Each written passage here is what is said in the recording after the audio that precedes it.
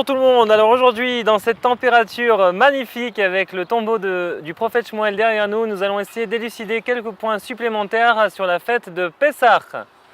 Donc avec l'aide de Dieu. Maintenant, on voit que le Seder de Pessah, nous avons déjà expliqué un petit peu l'essence de la parole par rapport à la matérialité dans l'autre vidéo. Maintenant, nous allons essayer de voir dans celui-ci comment pouvons-nous effectuer le travail pour pouvoir vraiment devenir libre.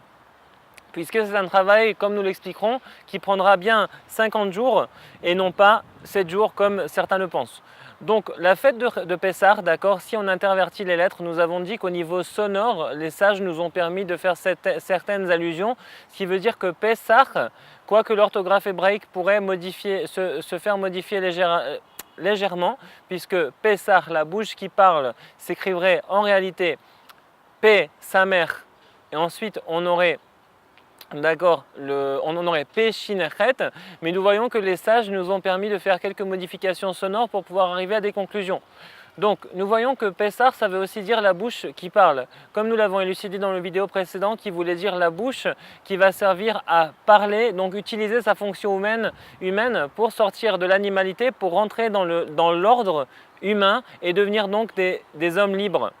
Maintenant, par ailleurs, nous voyons que le terme Pessah peut aussi s'intervertir en deux autres termes, qui veut dire, un c'est leitrapes. Nous voyons que leitrapes, comme on dit aussi en hébreu tarposet, le fait de se déguiser. Alors nous voyons que notre maître Rabbi Nachman nous a enseigné que la fête de Purim était intimement liée avec la fête de Pessah. La fête de Purim, comme vous le savez tous, les enfants et les adultes aussi parfois se déguisent. La raison pour laquelle les gens se déguisent, c'est le premier stade de la liberté.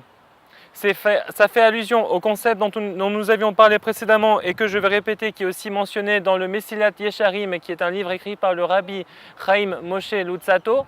Et donc ce livre-là et cette partie nous enseigne que quand une personne va se répéter quelque chose ou bien va agir d'une certaine manière pendant 2 minutes, la personne va intégrer le caractère intrinsèque de ce qu'elle a imité ou bien de ce qu'elle a agi, de ce qu'elle s'est déguisée à faire pendant 2 minutes. Donc à Purim, quand une personne va se déguiser, c'est pour se dire je suis capable d'aller au-delà de mes limites imposées par la nature, car comme vous le savez, c'est ce que les gens appellent la chance ou bien le mazal en hébreu, qui est constitué de makom, zman, liot, qui veut dire l'endroit et le temps où est-ce qu'on a été, a priori quand on est né. Les gens parlent d'avoir une bonne étoile. Le fait d'être né dans un certain endroit à un certain moment donne une certaine prédisposition, puisque sans rentrer là-dedans, puisque là on parle de la science qui touche un petit peu à l'astronomie et à l'astrologie, nous en tant que juifs, nous n'avons pas le droit de tirer des conclusions par rapport à l'astrologie, mais c'est une science qui existe tout de même. Et c'est la raison pour laquelle certaines personnes dans ce monde, qu'on appelle les sorciers ou bien les devins et choses qui sont tout à fait interdites dans notre religion, vont se baser sur cette science pour pouvoir déduire des conclusions. C'est-à-dire le fait qu'une personne soit née sous une certaine étoile, puisque comme vous savez, les constellations tournent autour de la Terre et le point où est-ce que la personne est née sur cette Terre à un certain moment par rapport à la révolution de la Terre fait que la personne est attachée à une certaine étoile. Comme cette personne-là est née exactement dans la ligne d'action de cette étoile quand il est né, il sera influencé tout au long de sa vie par cette ligne d'action. Mais par conséquent, les sages nous enseignent que le juif, ou toute personne qui prie d'ailleurs, mais al-amazal, elle est au-dessus de la chance, ce qui veut dire que par sa prière, comme nous l'avons expliqué, elle est au-delà du règne animal qui est géré par les étoiles, que Dieu a mis en tant que garant pour pouvoir gérer le monde d'une manière autonome, mais le juif est l'homme libre, donc l'homme qui prie, de peu importe la nation qu'il soit, si cet homme-là va prier Dieu, il sera au-delà de ses contraintes animales. Et c'est la raison pour laquelle on se déguise à Purim, pour dire, même si tu as été créé dans une certaine enveloppe charnelle et corporelle, tu pourras te déguiser dans la personne que tu veux, par la prière. Et c'est la raison pour laquelle à Purim nous lisons la Megillah, qui est un premier entre guillemets Seder, qui est la première révélation par la parole, puisque Megillah veut dire révélation, la première révélation de la suprématie humaine sur le genre animal par la parole. Et maintenant nous voyons qu'à Pessah, donc ça c'est par rapport à l'Eitrapes, qui a les mêmes lettres que Pessah, qui veut dire se déguiser pour pouvoir savoir qu'on n'est pas contraint à l'habit corporel que nous avons ni à la destinée que nous avons. Mais maintenant c'est la raison pour laquelle Rabbi Nachman nous enseigne que Purim est la première stade de la libération. Mais Pessah est le stade qui est vraiment le stade qui va prendre plus de temps. C'est le stade qui va prendre un petit peu plus d'intégration pour pouvoir intégrer cette grande lumière de Pessah. Et nous voyons que Rabbi Nachman nous enseigne qu'il y a deux types d'intelligence. Une intelligence qui vient rapidement à une personne comme un flash, et ça c'est l'intelligence de Purim, qui dure seulement un jour. Et il y a aussi une intelligence qui se travaille et qui grandit avec le temps, et ça c'est l'aspect de Pessah qui va durer 7 jours et ensuite 7 fois 7 jours pour arriver à la fête de Shavuot, le don de la Torah. Et pour pouvoir écourter et vous dire ce concept de la manière la plus propice et la plus courte possible, de manière à ce qu'elle reste gravée dans nos cœurs d'une manière ferme et indélébile, nous voyons que la fête de Pessah, d'accord, c'est aussi le terme chapes, les chapes au niveau sonore, bien sûr, qui veut dire le fait de chercher à l'intérieur de nous-mêmes toute partie d'orgueil. Et que veut dire l'orgueil? Les sages comparent l'orgueil avec le chametz qui veut dire le levain, ce qui va lever, ce qui fait qu'une personne va se sentir levée. Et donc l'orgueil, c'est ce que nous devons éliminer, non seulement avant Pessah en cherchant le chametz matériel, le levain dans nos maisons et dans nos possessions, mais aussi pendant 49 jours jusqu'à la venue de Shavuot, donc pendant 49 jours pour pouvoir l'enlever totalement de nos cœurs. Et que veut dire l'orgueil? Puisque souvent c'est une méconception dans nos générations, nous ne comprenons pas c'est quoi l'orgueil. L'orgueil, c'est pas seulement de se penser supérieur aux autres, mais l'orgueil c'est aussi de penser que c'est moi qui contrôle et que ce n'est pas Dieu qui contrôle. Et il faut savoir que la Emouna, la foi, c'est le contraire de l'orgueil. C'est la raison pour laquelle la matzah que nous mangeons à Pessah, qui est un gros symbole de Pessah, à Pâques vous voyez la matzah partout et dans les photos même, c'est pour nous dire que le Zohar dit que la matzah c'est le pain de la Emouna, le pain de la foi, et quand nous le mangeons, nous intégrons la Emouna à l'intérieur de nous.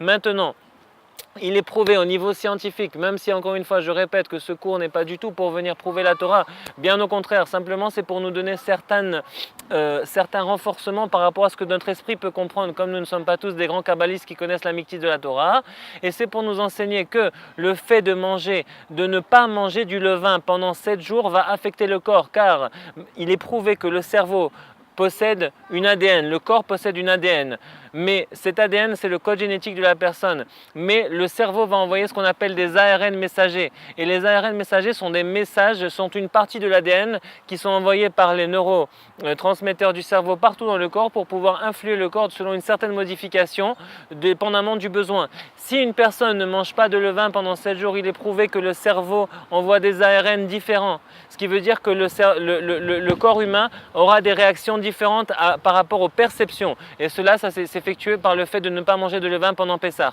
et aussi par le fait de manger de la matzah qui est le pain de la Emouna. Mais pour revenir à notre sujet, c'est pour dire que pendant 49 jours il y a ce qu'on appelle un seder. Le seder, c'est le premier soir de Pessah où est-ce qu'on reçoit une grande lumière, et les sages nous disent que cette grande lumière n'est pas tout à fait ordonnée. Elle nous prend 49 jours pour pouvoir l'ordonner, et je vous donne son ordre pour que vous puissiez le savoir. La première semaine, c'est la semaine de la bonté. La deuxième semaine, la semaine de la rigueur. La troisième semaine, c'est la semaine de la splendeur qui vient allier bonté et rigueur. La quatrième semaine, c'est la semaine de la, de la prestance, du charisme. La cinquième semaine, c'est la semaine de l'éternité. La sixième semaine, c'est la sixième qui va parler de la fondation, et la septième semaine, c'est la semaine qui va parler de la royauté, du fait d'appliquer tous ces concepts-là et de les mettre en pratique. Donc c'est la raison pour laquelle la première semaine, comme je vous expliquais, ça va se lancer cette semaine. Bonté, rigueur, splendeur, charisme et expression. Éternité, la base est la malchut, ce qui veut dire l'actualisation par la royauté. Maintenant, on voit que chaque jour de chaque semaine des 7 semaines sont liés avec les 7, et je ne les répéterai pas pour ne pas encombrer. Simplement, donc chacune de ces configurations pendant 49 jours, le premier jour, ça sera la bonté dans la bonté, le deuxième jour, la rigueur dans la bonté, etc. Et chacun pourra déduire les conclusions qu'il a tirées par rapport à l'intégration de ces midot, qui veut dire de ces traits de caractère qui sont différents niveau de foi et de émouna. Maintenant, la deuxième semaine, vous aurez la bonté dans la rigueur dans la rigueur, et vous pourrez continuer à faire votre calcul tout seul selon ce que je vous ai dit. Donc le fait de pouvoir vivre, de pouvoir travailler sur ces traits de caractère pendant ces 7 semaines sera en vue de pouvoir effacer de notre cœur tous les aspects de Ga'ava, ce qui veut dire du fait que nous pensons contrôler ces 7 traits de caractère, mais plutôt les remplacer par le fait de savoir que c'est Dieu qui contrôle la bonté de la bonté, c'est Dieu qui contrôle la rigueur de la bonté. Et à chaque jour, quand on va méditer sur l'aspect et le trait de caractère lié à ce jour, et qu'on va savoir que ça ne vient pas de nous, mais au contraire qu'on va prier pendant 49 jours pour que Dieu nous donne le mérite de pouvoir appliquer ses attributs et savoir que c'est lui le maître et c'est lui qui nous donne la force, alors à ce moment-là, on va pouvoir redonner la malchut, ce qui veut dire la royauté à Dieu. On va pouvoir enlever l'orgueil et la gava qui est représentée par le levain de soi pendant 49 jours pour finalement recevoir la Torah, qui veut dire recevoir la royauté divine et les directives de Dieu. Car la Torah n'est pas seulement des lois, mais la Torah c'est aussi le fait de croire que tout vient de Dieu. Et donc les 7 semaines seront par rapport à ces 7 traits de caractère qui sont la bonté, la rigueur, la gloire, le charisme, l'éternité, la base et la malchut. Chaque jour de la semaine sera connecté à ces midotes-là et chaque semaine par rapport à sa mida. Et si tous les jours vous arrivez vraiment, il y a beaucoup de livres qui ont été écrits là-dessus, mais vous-même vous arrivez à écrire sur un papier, aujourd'hui nous sommes par exemple le jour de la rigueur dans la splendeur. Qu'est-ce que ça veut dire? À vous de voir et à vous de prier pour comprendre ce que ça veut dire. Et à vous de pouvoir prier Dieu à chacun des jours de ces 49 jours pour pouvoir enlever la partie où est-ce que vous pensez contrôler cet aspect spécifique et redonner la royauté à Dieu en sachant que c'est lui qui contrôle cet aspect spécifique de votre personnalité pour vous perfectionner. Alors c'était Pessah 5774, je vous souhaite un beau Pessah et que le mérite de tous les justes et de Shmuel le prophète ainsi que celui de Rabbi Nachman puisse nous protéger, qu'on ait un Pessah joyeux et cachère. Merci.